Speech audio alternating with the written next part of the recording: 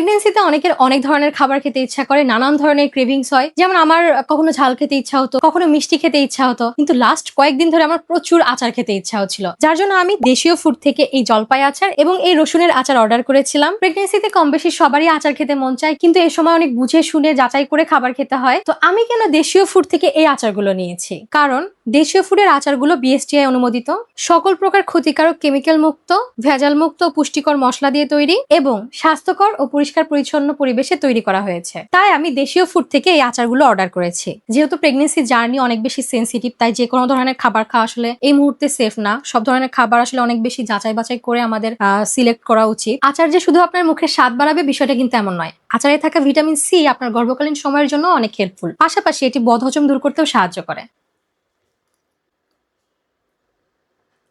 কি যে শান্তি! এই সময় আপনার যে ধরনের ক্রেভিংসই হোক না কেন, আসলে তা মিটানো উচিত। নিজেকে এভাবে কষ্ট না দিয়ে যখন যা খেতে ইচ্ছা হবে তা আসলে খাওয়া উচিত। তবে সেটা অবশ্যই পরিমিত পরিমাণে খাওয়া উচিত। তো আপনারা চাইলে দেশীয় ফুডের এই আচারগুলো অর্ডার করতে পারেন, কারণ এগুলো বিএসটিআই অনুমোদিত। আর স্বাদের কথা বললে টক ঝাল মিষ্টি আচারগুলো খেতে অসম্ভব মজার। আমি দেশীয় ফুডের ফেসবুক পেজ ক্যাপশনে মেনশন করে দিয়েছি এবং স্ক্রিনে তাদের হোয়াটসঅ্যাপ নাম্বার অ্যাড করা আছে। আপনারা অবশ্যই একবার হলেও ট্রাই করবেন।